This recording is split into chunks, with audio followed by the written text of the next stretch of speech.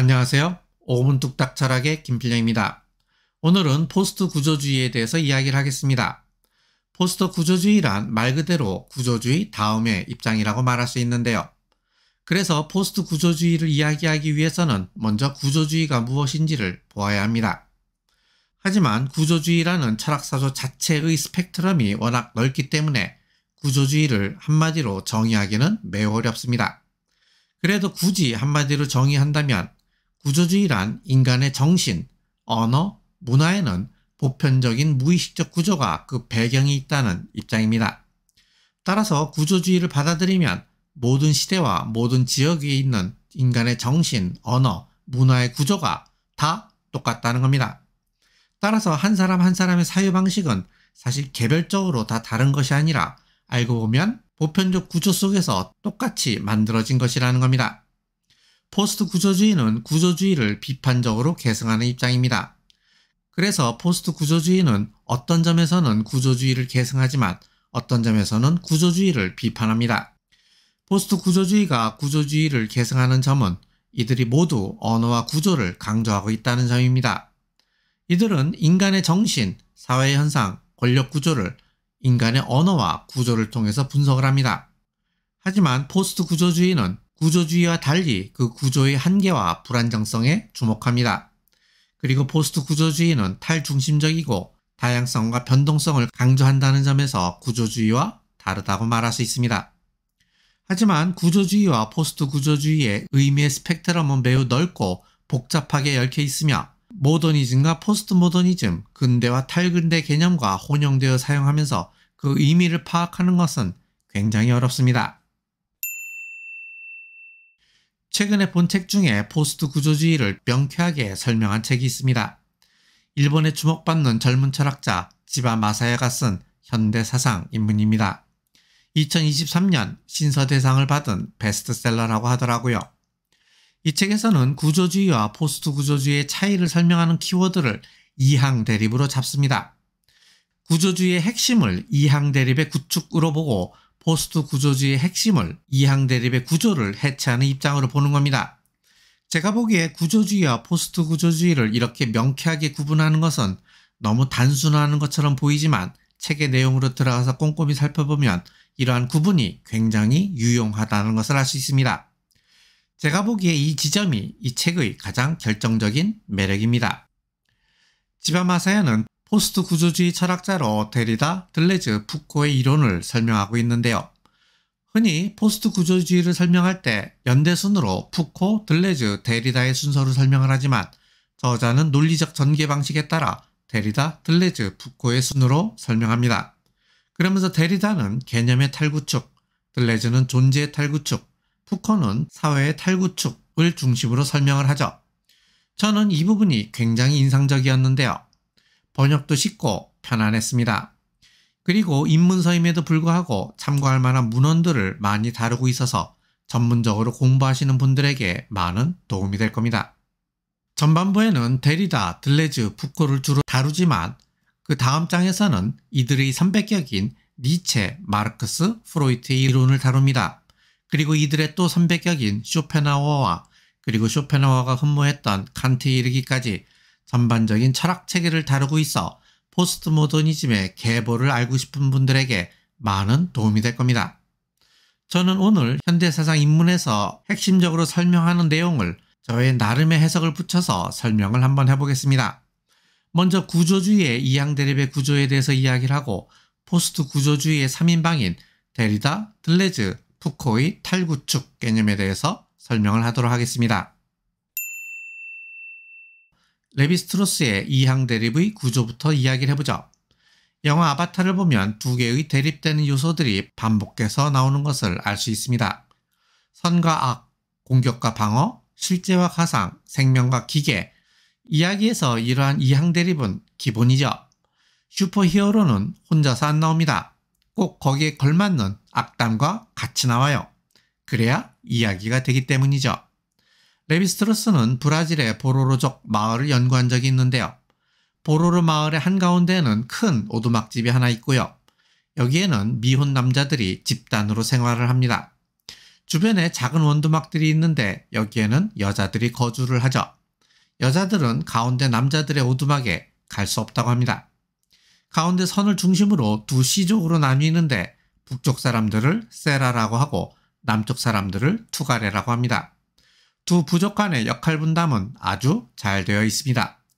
세라인이 죽으면 투가레인이 장례를 치루어주고 투가레인이 죽으면 세라인이 장례를 치루어주는 식이죠. 종교 활동을 할 때에도 이런 식으로 역할 분담이 되어 있습니다. 그리고 장례를 치르면 동쪽이나 서쪽에 묻히는데요. 각각의 지역에는 2명의 영웅이 지키고 있다고 합니다. 자, 레비스트로스의 주장이 뭐냐면 인간은 기본적으로 2개의 요소가 대립하는 방식으로 생각을 한다는 겁니다. 선과 악, 실제와 가상, 이데아와 현실, 배트맨과 조커, 세라인과 투가레인, 동쪽과 서쪽이 대립하는 것으로 생각을 한다는 겁니다. 이것을 이항대립이라고 합니다. 레비스트로스에 따르면 인류의 모든 문화 속에는 무의식적으로 이러한 이항대립의 구조가 있다는 겁니다. 따라서 모든 문화는 기본적으로 같은 구조에서 시작되었으며 외형상 드러나는 모습만 다를 뿐이라는 거죠. 그래서 동양 문화이든 서양 문화이든 고대 문화이든 현대 문화이든 인간이 이룩한 모든 문화의 심층에는 이러한 동일한 보편적 구조가 있다는 겁니다. 이것이 바로 구조주의의 기본적인 입장입니다. 이러한 이항대립의 원형을 제시한 사람은 제가 보기에는 플라톤입니다. 플라톤은 세계를 둘로 구분했습니다. 이데아의 세계와 현실의 세계. 이데아의 세계는 진짜 세계이고 현실의 세계는 가짜 세계죠. 이데아의 세계는 이성의 눈으로 보이는 세계이고 현실의 세계는 감각의 눈으로 보이는 세계입니다. 이처럼 서양 철학은 가운데 경계선을 그어놓고 진짜와 가짜, 중심부와 주변부, 정상과 비정상을 구분했습니다. 이것이 바로 이항대립의 원형이라고 말할 수 있습니다. 그런데 데리다는 진짜와 가짜의 경계를 해체하고 들레즈는 중심부와 주변부의 경계를 해체하며 푸코는 정상과 비정상의 경계를 해체했습니다. 이제부터 이들이 어떻게 이러한 것들을 해체했는지 이야기를 해보겠습니다. 데리다는 진짜와 가짜라는 이항대립을 해체하는 전략으로 차연이라는 개념을 제시합니다. 차연 개념을 설명하기 위해서는 먼저 소시르가 구분한 기표와 기의에 대한 이야기를 해야 하는데요. 기표는 표시하는 것이고 기의는 표시되는 것입니다. 예컨대 기표는 라는 소리를 말하고 기의는 이때 이 소리를 듣고 떠오르는 개념을 말하는 겁니다. 그런데 기표와 기의의 관계는 필연적인 관계가 아닙니다. 라는 기표가 반드시 이걸 가리킬 필요는 없었다는 거죠. 라는 기표가 이걸 가리킬 수도 있었고 라는 기표가 이걸 가리킬 수도 있었다는 겁니다. 즉 기표와 기의는 우연히 결합된 것이라는 겁니다. 그런데 기표와 기의의 관계가 필연적인 것이 아니라면 하나의 의문이 생기죠. 그것은 기표와 기의는 도대체 어떻게 연결이 된 것인가 하는 점입니다. 여기에 대해서 소시르는 기의는 기표들 간의 차이에 의해서 결정된다고 말합니다. 예컨대 아버지라는 말의 의미는 가족들 중에 어머니도 아니고 아들도 아니고 딸도 아니고 라는 차이에서 나온다는 거죠. 그런데 데리다는 여기에서 한 발 더 나아갑니다. 이러한 차이는 계속해서 나타난다는 겁니다. 아버지라는 말의 의미는 가족들 중에서 어머니도 아니고 아들도 아니고 딸도 아니고 삼촌도 아니고 고모도 아니고 고모 아들도 아니고 라는 식으로 끝없이 계속된다는 겁니다. 즉 기의는 기표들의 차이에 의해서 결정이 되고 그러한 차이는 계속해서 지연이 된다는 겁니다. 따라서 모든 의미는 결정이 되지 않는다는 겁니다. 이것이 바로 데리다의 차연의 의미입니다. 이러한 차연의 개념은 진짜와 가짜의 구별을 해체하자는 생각과 딱 맞아떨어집니다. 왜냐하면 어떤 것의 의미가 계속해서 미끄러지므로 진짜라는 건 없다는 겁니다. 진짜가 없으면 가짜도 없겠죠. 그러니까 그냥 있는 겁니다. 그냥 있는 것들의 차이만 있는 겁니다. 그런 의미에서 데리다는 이항대립의 구조를 해체했다고 말할 수 있습니다. 플라톤은 이데아의 세계와 현실의 세계를 구분했다고 했죠. 그런데 플로티노스는 플라톤을 받아들이면서 이것을 조금 더 세분화했습니다. 이데아의 자리에 the one, 일자를 놓고 그 아래 정신, 또 그 아래 영혼, 또 그 아래 물질을 놓았죠. 그러면서 일자로부터 정신과 영혼과 물질이 흘러나온다고 말했습니다. 이처럼 세계에는 중심이 되는 어떤 것이 있고 그 중심으로부터 위계 질서를 가지고 다른 것이 존재한다는 방식으로 생각하는 것을 나무형 사유방식이라고 말합니다. 그런데 들레즈는 이러한 나무형 사유방식 말고 리좀형 사유방식으로 세계를 보자고 제안합니다. 리좀은 땅속의 줄기를 말하는데요. 땅속의 줄기에는 중심도 없고 질서도 없으며 패턴도 없습니다. 그냥 여러 줄기들이 랜덤하게 분기도 하고 접속도 하고 또 접속이 끊어지기도 하면서 그냥 뒤엉켜 있는 겁니다. 여기에는 위계 질서가 없습니다.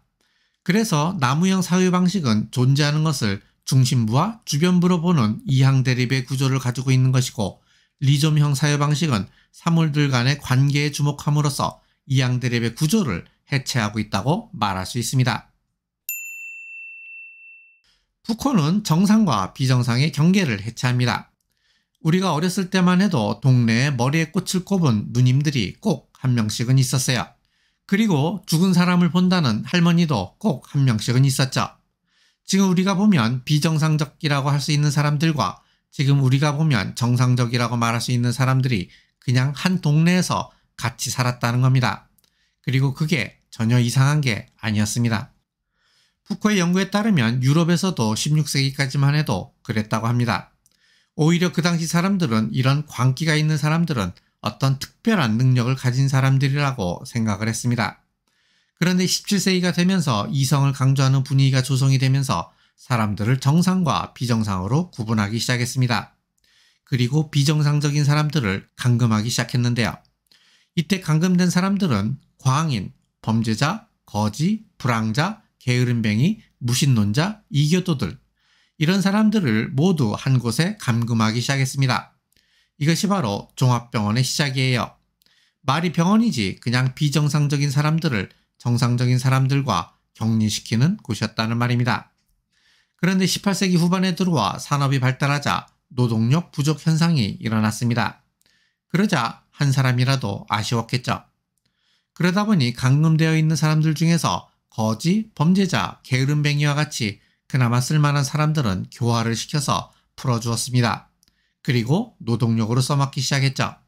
결국 남은 사람들은 노동력으로 써먹을 수 없는 광인들만 남게 되었습니다.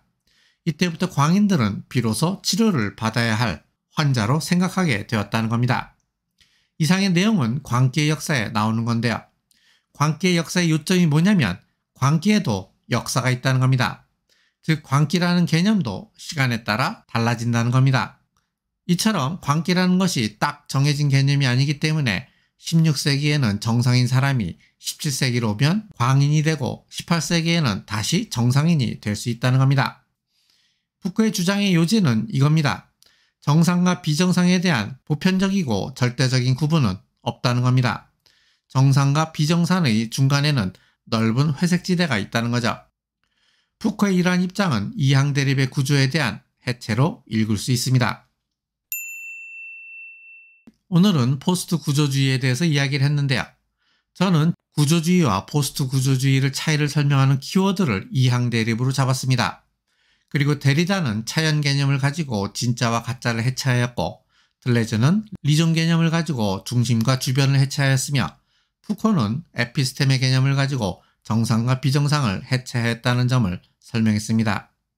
제가 오늘 포스트 모더니즘을 이렇게 간략하게만 설명을 했지만 포스트 모더니즘의 해체 개념을 조금 더 알고 싶으신 분은 이 책 현대사상 입문이 많은 도움이 될 겁니다. 오늘 이만 마치죠. 감사합니다.